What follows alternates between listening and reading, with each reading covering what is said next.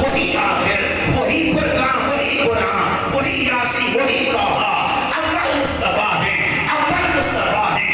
الم نشرح لک صدرک، اے حبیب صلی اللہ علیہ وسلم، کیا ہم نے اس بات کو کھول کھول کر نہیں دکھا دیا کہ اول خلق آپ ہیں، اول آپ ہیں، اول آپ ہیں۔ اب یہ دو معنی ہو گئے، تیسرا معنی صدر کا۔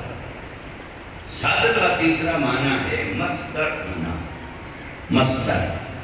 صدر سواد دال رے، یہ جو لفظ ہے یہ روٹ ورڈ ہے مصدر کا، معنن بھی یہ مصدر ہے اور لفظاً بھی یہ مصدر کا بھی مصدر ہے۔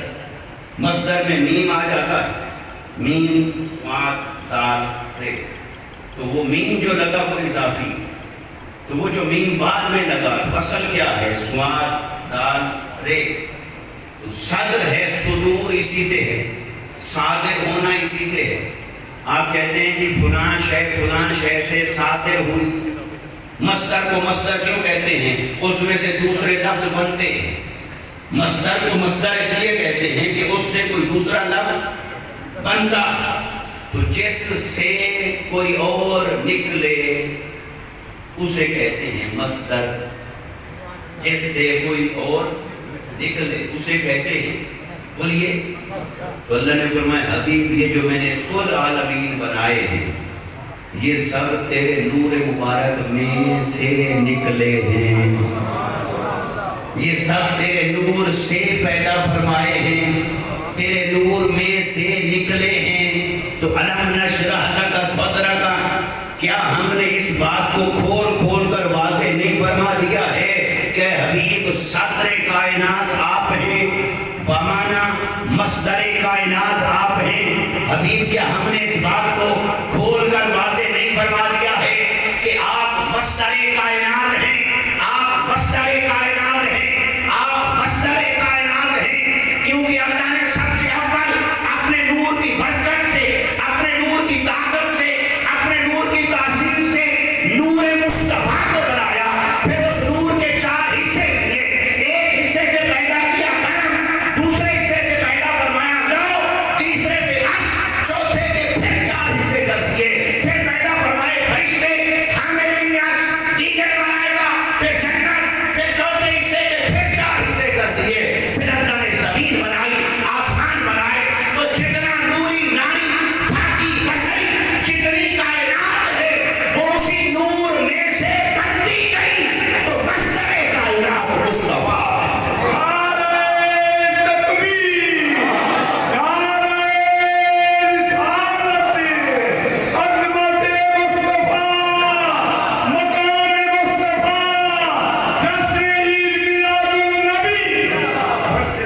اب کچھ لوگ ہیں وہ عقل کو الجھانے کے لیے بات کریں گے، وہ کہیں گے بھی یہ بات کیسے، یہ جو کائنات ہے اس میں کچھ پاک چیزیں بھی ہیں، کچھ ناپاک چیزیں بھی ہیں، خبیث بھی ہیں، طیب بھی ہیں، کافر بھی ہیں، مشرک بھی ہیں، اچھی بھی ہیں، بری بھی ہیں، تو کیا یہ ساری اللہ نے حضور کے نور میں سے بنائیں؟ یہ تو بے ادبی والا عقیدہ ہے۔ تو حضور غزالی زمان قبلہ احمد سید شاہ صاحب قاسمی رحمۃ اللہ تعالیٰ علیہ نے مصدر کائنات ہونے کے اس پہلو کہ حضور کے نور سے سارا کچھ بنا، تو آگے کوئی شے پاک ہو گئی کوئی ناپاک ہوگی، اس کی وجہ کیا ہے؟ اس کی انہوں نے وجہ بیان کروائی، اس پر انہوں نے کافی بحث کی، تفصیلاً بات کی۔ چند چیزیں آپ کے سامنے رکھتا ہوں، آپ دیکھیے انسان جو کچھ کھاتا ہے، جو کچھ فروٹ ہے، سیب ہے، دودھ ہے، جو کھایا جو پیا، وہ منہ میں داخل ہونے سے پہلے کیا ہے؟ پاک کے ناپاک؟ بولیے۔ پھر کھا لیا، پی لیا، تھوڑی دیر وہ ہمارے پیٹ کی صحبت میں رہا، تھوڑی دیر وہ ہمارے پیٹ کی، پھر اس کے بعد ہو گیا ناپاک، اس کے بعد ہو گیا ناپاک۔ صوفیاء کہتے ہیں کہ اے انسان اسی سے سمجھ لے کہ تو کیا ہے، اسی سے سمجھ لے کہ تو، یعنی تیرے اندر کا حال تو یہ ہے کہ پاک تو تو کس بات پہ فخر کرتا ہے، کس بات پہ ناز کرتا ہے؟ تو لہٰذا اگر اپنے آپ کو پاک رکھنا چاہتا ہے تو نور مصطفیٰ کو دل میں بسا لے، پھر اللہ کے نور کو دل میں بسا لے، ورنہ تو اللہ نے تجھے تیری حقیقت بتا دی ہے کہ منہ میں داخل ہونے سے پہلے چیز ہے پاک، پھر ہو جاتی ہے ناپاک۔ اب اس ناپاک چیز کو، اس ناپاک چیز جو انسان کے جسم سے نکلی، اسے کوئی دیکھ کر یہ کہے، وہ کہے کہ دیکھو یہ جو ناپاک، اب جو ناپاک نظر آ رہی ہے وہ اس کے پیچھے شجرہ نصب اٹھاتے ہوئے سیب تک جا پہنچے، بھی سیب کھایا تھا، تو وہ کہے کہ یہ جو ناپاکی ہے یہ سیب میں سے کیسے نکلی؟ تو اسے کیا جواب دیا جائے گا؟ بھئی اس کا ابتدائی سفر پاکیزہ تھا، پھر کسی اسٹیشن پہ پہنچ کر اس کی نوعیت بدل گئی، حکم بدل گیا، کیفیت بدل گئی، یہ ناپاک ہو گئی، ناپاک تھی نہیں، ہو گئی۔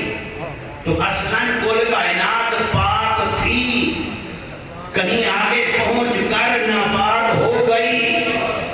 شیطان بھی اصلاً عبادت گزار تھا، کسی نقطے پر پہنچ کر مردود ہو گیا، اس سے پہلے مردود نہ تھا، عبادت گزار تھا، سجدے رکوع والا تھا، تسبیح اور حمد والا تھا، ملائکہ سے بھی زیادہ عبادت گزار تھا۔ تو پتہ چلا اصل کے اعتبار سے چیزیں پاک تھیں، کہیں پہنچ کر ناپاک ہوتی چلی گئی۔ تو ابلیس اتنا بڑا عبادت گزار تھا، کس نقطے پر پہنچ کر ناپاک ہوا؟ بے ادبی کی آدم کی، بے ادبی کی، یعنی پاک تھا، جس نقطے پر پہنچ کر پھر ناپاک بن گیا۔ وہ نقطہ کیا ہے؟ نبی کا ادب، نبی کا ادب، نبی کا ادب۔ تو پاک تھا، ایک ایسے موڑ پہ کھڑا ہوا، اب فیصلہ ہونا تھا کہ آگے بھی پاک رہنا ہے یا ناپاک ہو جانا ہے۔ تو نبی کا ادب، آدم کا ادب، اس مقام پر فرشتے بھی پہنچے، اس مقام پر ابلیس بھی پہنچا۔ جس نے نبی کا ادب کیا وہ پہلے بھی پاک تھا، پھر بھی پاک رہا۔ جس نے نبی کا ادب نہ کیا اس کی اصل پاک تھی، پھر مردود ہو گیا۔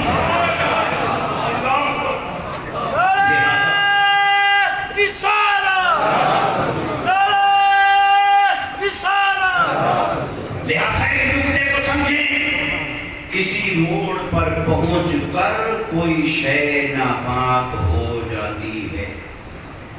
تو جب یہ فلسفہ سمجھ میں آ گیا تو اصل ہے نور مصطفیٰ، اسی نور سے اللہ نے بنایا قلم کو، اسی نور سے بنایا عرش کو، اسی نور سے بنایا لوح کو، پھر اسی نور کے 4 حصے کر دیے، پھر بنایا عرش، حاملین عرش، پھر ملائکہ، پھر جنت، پھر 4 حصے کر دیے، پھر اسی طرح آسمان، پھر زمین، پھر فرشتے، پھر جنات، پھر یہ جو سارا کچھ بنا وہ نور مصطفیٰ کی تقسیم در تقسیم سے بنا۔ اب کسی سٹیج پر پہنچ کر کوئی ناپاک ہو گیا، کوئی پاک رہا، وہ جو کسی موڑ پر پہنچنے کے بعد چیزیں ناپاک ہوتی رہیں، اس کا تعلق اصل سے نہیں، اس کے اپنے وجود سے۔ یہ حضور غزالی زمان رحمت اللہ تعالیٰ علیہ نے نقطہ بتایا۔ اب میں آپ کو اس کی قرآن سے مثال دیتا ہوں۔ اللہ نے مثال دی قرآن سے، اللہ نے فرمایا اے انسان، تو نے ایک کرشمے پر غور نہیں کیا، یہ جو میں نے دودھ تجھے عطا فرمایا، دودھ، اللہ نے فرمایا تو نے غور کیا یہ میں نے کیسے نکال کے دیا؟ فرمایا وہ جو جانور ہے، گائے ہے، بھینس ہے، بکری ہے، جس کا دودھ تم پیتے ہو تو دودھ نکلتا ہے تھنوں میں سے، تو تھن کے پیچھے کیا ہے؟ وہ اس کی رگیں ہیں، آنتیں ہیں، رگیں ہیں، تو وہ جو نالیاں ہیں، تو اللہ نے فرمایا کیا اس جانور کے اندر ایک ہی نالی ہے دودھ والی؟ ایک نالی چل رہی ہے دودھ کی، ایک چل رہی ہے خون کی، اور ایک چل رہی ہے گوبر کی، ایک چل رہی ہے اس کے پیشاب کی۔ یہ نالیاں ہیں ساری اور ملی جلی ہیں۔ اور فرمایا کہ اس نے کھایا کیا تھا؟ کھایا اس نے گھاس، نکلا اس میں سے دودھ، کھایا گھاس اور نکلا۔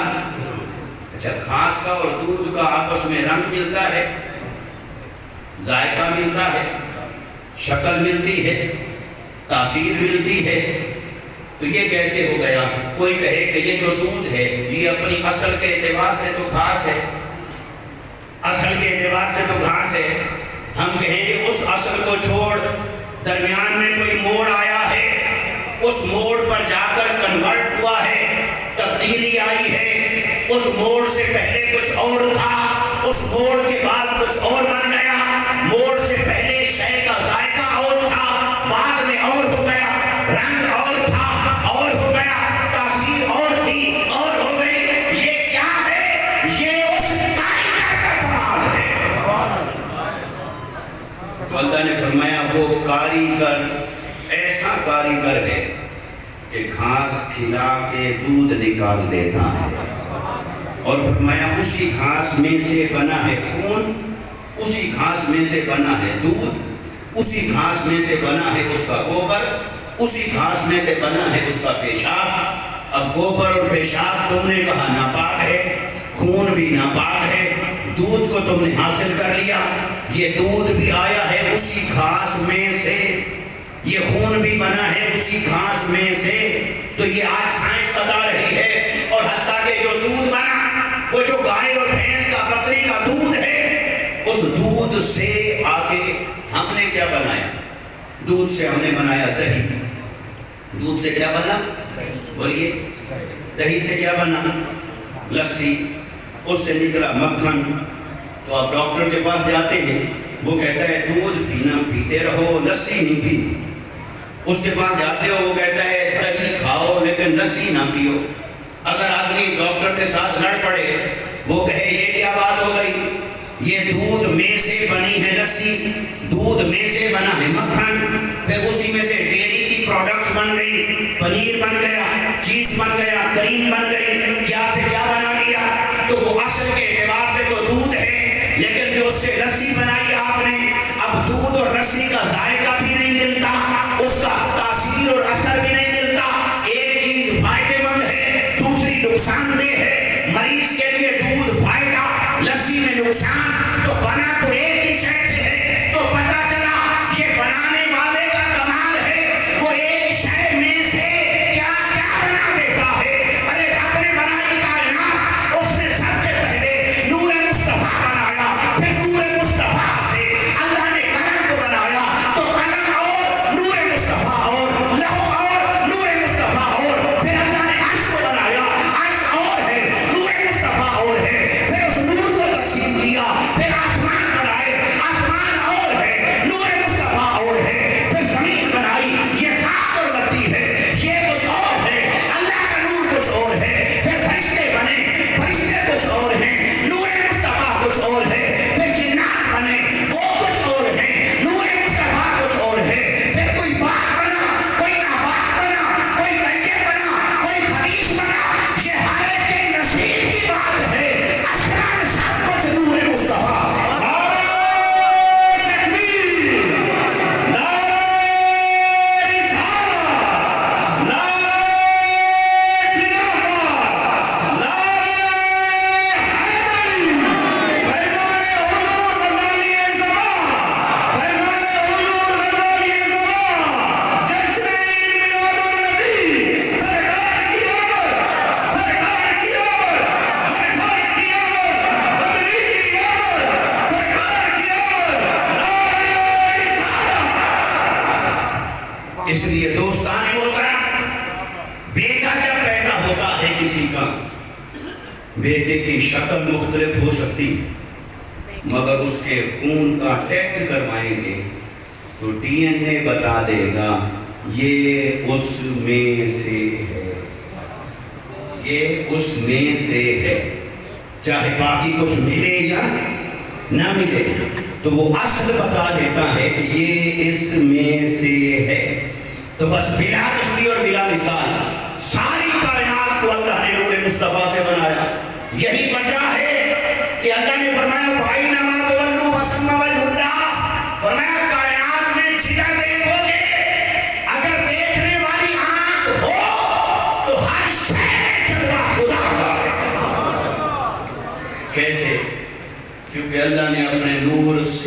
بنایا نور مصطفیٰ، اور نور مصطفیٰ سے بنایا کل کائنات کو، لہذا کل کائنات میں سے جو شے ہے اگر کوئی آنکھ والا ہو تو وہ دیکھے گا جلوہ مصطفیٰ، اور اس جلوہ مصطفیٰ میں دیکھے گا جلوہ خدا۔ خدا خدا کا یہی ہے در، نہیں اور کوئی مفر مکر، جو وہاں سے ہو یہی آ کے ہو، جو یہاں نہیں تو وہاں نہیں۔ ساری کائنات، صدر کائنات، الم نشرح لک صدرک، اے حبیب صلی اللہ علیہ وسلم، کیا ہم نے اس بات کو کھول کھول کر واضح نہیں فرما دیا ہے کہ آپ ہی صدر کائنات ہیں اور آپ ہی مصدر کائنات ہیں؟ آپ ہی صدر کائنات ہیں اور آپ ہی مصدر کائنات ہیں۔ یہ نچوڑ ہے پورے خطاب کا، دو جملے بس یہ یاد رکھ لیں کہ آپ صدر کائنات ہیں اور آپ مصدر کائنات ہیں۔ ہر شے میں جلوہ مصطفیٰ کا ہے۔ دوستان محترم، آج کے اس پرفتن دور میں ضرورت اس بات کی ہے، عقل کے اندر جو جو سوال پیدا ہوتے ہیں، ہر سوال کا جواب ہے قرآن میں، ہر سوال کا جواب ہے حدیث مصطفیٰ میں۔ خدا کا علم کے ساتھ اپنا تعلق جوڑے، دین کے ساتھ اپنا تعلق جوڑے۔ ہم نے اپنی اولادوں کو ساری ڈگریوں کی طرف لگا دیا، ڈگریاں کر لیں گے تو کیا ملے گا؟ اچھا محل، اچھا مکان، اچھی گاڑی، مگر قبر اگر کالی نکلی تو پھر ان محلات کا کوئی فائدہ ہے؟ اگر قبر میں کانٹے ہوئے، سانپ ہوئے تو ان محلات کا کوئی فائدہ ہے؟ میں نہیں کہتا محلات نہ بناؤ، بناؤ اور اس کے حلال سے جتنا بنا سکتے ہو، اجازت ہے، مگر پہلے قبر بناؤ پھر دنیا کا مکان بناؤ۔ کہیں دنیا کو بناتے بناتے قبر کو خالی نہ کر دینا۔ اس لیے مصطفیٰ کے دین کی طرف لوٹ آئیے، اپنی زندگی کو عمل سے سجائیں۔ نماز کی پابندی، عبادت کی پابندی، حق کی پابندی، زبان پر حق ہو، دل میں حق ہو، آنکھ میں حق ہو، ناحق نہ ہو، برائی نہ ہو، شیطان اور نفس نہ ہو، غلامی مصطفیٰ کی طرف آ جاؤ۔ آج کے اس پرفتن دور میں تحریک منہاج القرآن اور شیخ الاسلام ڈاکٹر محمد طاہر القادری مدثر العالی آپ کو، مجھے، ہر ایک کو دین کا راستہ دکھا رہے ہیں۔ وہ راستہ عشق مصطفیٰ کا ہے، وہ راستہ غلامی مصطفیٰ کا ہے، وہ راستہ ادب مصطفیٰ کا ہے، وہ راستہ علم کا ہے، شعور کا ہے، وہ راستہ ہے کہ مسجدیں آباد کرو، وہ راستہ ہے کہ مدارس کو آباد کرو، وہ راستہ ہے کہ اپنی اولادوں کو دین کی طرف راغب کرو، وہ راستہ ہے کہ قرآن کو پڑھنے اور پڑھانے والے بنو، قرآن سے رشتہ قائم کرو۔ یہ حضرت قبلہ بابا غریب شاہ رحمۃ اللہ تعالی علیہ کا مزار اور سادات گرامی اور اولیاء کرام کے یہ مسکن، یہ آپ کو مجھے دعوت دیتے ہیں کہ بڑے بڑے ذمہ داروں کے گھر نہ رہے، نہ نام رہے، نہ نشان رہے، پر اس غریب کا تذکرہ جاری و ساری ہے۔ بابا بولیے بابا۔ اب امیروں کے ذکر بھی مٹ گئے، امیر بھی مٹ گئے، پر وہ جو غریب مشہور تھا وہ غریب بھی زندہ ہے، اس کا آستانہ بھی زندہ ہے، اس کا فیض بھی زندہ ہے۔ تو زندہ وہی رہا جس نے مرکز زندگی سے راستہ جوڑ لیا، مرکز حیات سے جڑ گیا۔ مرکز حیات میرے مصطفیٰ ہیں۔ اس لیے دوستان محترم، میلاد کا پیغام یہی ہے کہ آؤ اللہ اس کے رسول کی وفاداری کے راستے پر چلو، عمل کے راستے پر چلو، دیانت کے راستے پر چلو، سچ اور صداقت کے راستے پر چلو، رزق و رزق حلال بناؤ، اپنی اولادوں کی تربیت کرو، ان علماء کرام کی قدر کرو۔ یہ علماء اور حفاظ کرام، یہ ہمارے معاشرے کے اندر علم کا جناب ہے، یہ دین کا جناب ہے۔ ان کا ادب کرنا، ان کی خدمت کرنا، ان کے اوپر واری واری جانا، یہ ہمارے ایمان اور دین کی ضرورت ہے۔ اس لیے دوستان محترم، میلاد کا پیغام یہی ہے کہ میلاد والے سے جڑ جا۔ حضور صدر کائنات ہے اور مصدر کائنات ہے۔ اللہ تبارک و تعالی ہمارے ہاتھ پر لطف و کرم فرمائے۔